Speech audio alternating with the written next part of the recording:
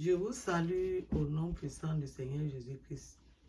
Bienvenue sur ma chaîne Charité Divine. Aujourd'hui, nous allons lire la parole de Dieu comme elle est écrite dans le livre de l'Évangile selon Saint Jean, au premier chapitre. Je m'appelle Maman Marie. Nous commençons. La parole faite chair. Au commencement était la parole, et la parole était avec Dieu, et la parole était Dieu. Elle était au commencement avec Dieu. Toutes choses ont été faites par elle, et rien de ce qui a été fait n'a été fait sans elle. En elle était la vie, et la vie était la lumière des hommes. La lumière luit dans les ténèbres, et les ténèbres ne l'ont point reçue. Il y eut un homme envoyé de Dieu, son nom était Jean. Il vint pour servir de témoin, pour rendre témoignage à la lumière, afin que tous crussent par lui. Il n'était pas la lumière, mais il parut pour rendre témoignage à la lumière. Cette lumière était la véritable lumière qui, en venant dans le monde, éclaire tout homme. Elle était dans le monde, et le monde a été fait par elle, et le monde ne l'a point connue. Elle est venue chez les siens, et les siens ne l'ont point reçue. Mais à tous ceux qui l'ont reçue, à ceux qui croient en son nom, elle a donné le pouvoir de devenir enfants de Dieu, lesquels sont nés, non du sang, ni de la volonté de la chair, ni de la volonté de l'homme, mais de Dieu.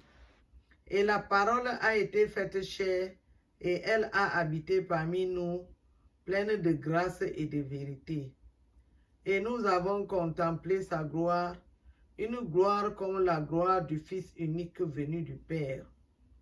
Jean lui a rendu témoignage et s'est écrié: c'est celui dont j'ai dit, celui qui vient après moi m'a précédé, car il était avant moi. Et nous avons tous reçu de sa plénitude grâce pour grâce. Car la loi a été donnée par Moïse, la grâce et la vérité sont venues par Jésus-Christ. Personne n'a jamais vu Dieu. Le Fils unique qui est dans le sein du Père est celui qui l'a fait connaître. Témoignage de Jean-Baptiste. Voici le témoignage de Jean-Baptiste lorsque les Juifs envoyèrent de Jérusalem des sacrificateurs et des Lévites pour lui demander: toi, qui es-tu? Il déclara, et ne le nia point, il déclara qu'il n'était pas le Christ. Et ils lui demandèrent: quoi donc? Es-tu Élie? Et il dit: je ne le suis point. Es-tu le prophète? Et il répondit: non. Ils lui dirent alors: qui es-tu? Afin que nous donnions une réponse à ceux qui nous ont envoyés. Que dis-tu de toi-même? Moi, dit-il, je suis la voix de celui qui crie dans le désert. Aplanissez le chemin du Seigneur, comme a dit Ésaïe le prophète. Ceux qui avaient été envoyés étaient des pharisiens. Ils lui firent encore cette question: pourquoi donc baptises-tu, si tu n'es pas le Christ, ni Élie, ni le prophète? Jean leur répondit: moi, je baptise d'eau, mais au milieu de vous, il y a quelqu'un que vous ne connaissez pas, qui vient après moi. Je ne suis pas digne de délier la courroie de ses souliers. Ces choses se passèrent à Béthanie, au-delà du Jourdain, où Jean baptisait. Le lendemain, il vit Jésus venant à lui, et il dit: voici l'agneau de Dieu qui ôte le péché du monde.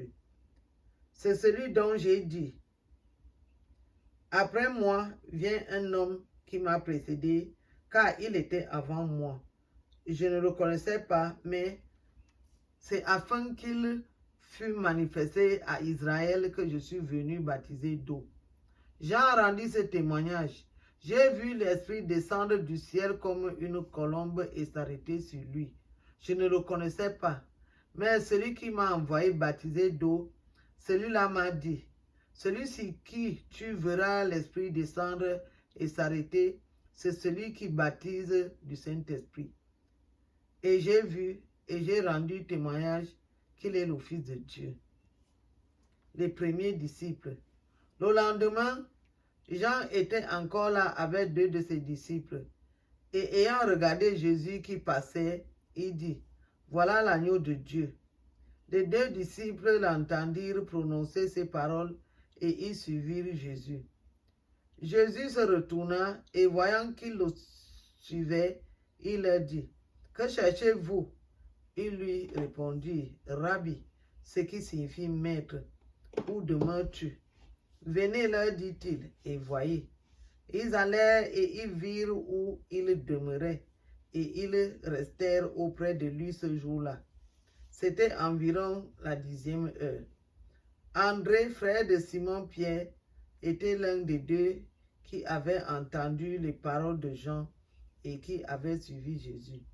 Ce fut lui qui rencontra le premier son frère Simon, et il lui dit, « Nous avons trouvé le Messie », ce qui signifie Christ. Et il le conduisit vers Jésus. Jésus l'ayant regardé dit, « Tu es Simon, fils de Jonas, tu seras appelé Céphas, ce qui signifie Pierre. » Le lendemain, Jésus voulut se rendre en Galilée et il rencontra Philippe. Il lui dit, « Suis-moi. » Philippe était de Bethsaïda, de la ville d'André et de Pierre. Philippe rencontra Nathanaël et lui dit, « Nous avons trouvé celui de qui Moïse a écrit dans la loi et dont les prophètes ont parlé, Jésus de Nazareth, fils de Joseph. » Nathanaël lui dit, « Peut-il venir de Nazareth quelque chose de bon ?» Philippe lui répondit, « Viens et vois. » Jésus, voyant venir à lui Nathanaël, dit de lui, « Voici vraiment un Israélite dans lequel il n'y a point de fraude. » « D'où me connais-tu » lui dit Nathanaël. Jésus lui répondit, « Avant que Philippe t'appelât, quand tu étais sous le figuier, je t'ai vu. » Nathanaël répondit et lui dit, « Rabbi, tu es le Fils de Dieu, tu es le roi d'Israël. » Jésus lui répondit, « Parce que je t'ai dit que je t'ai vu sous le figuier, tu crois, tu verras de plus grandes choses que celles-là. » Et il lui dit, « En vérité, vous verrez désormais le ciel ouvert et les anges de Dieu monter et descendre sur le Fils de l'homme. » Amen. Je vous exhorte donc, mes frères et sœurs, à méditer sur cette parole.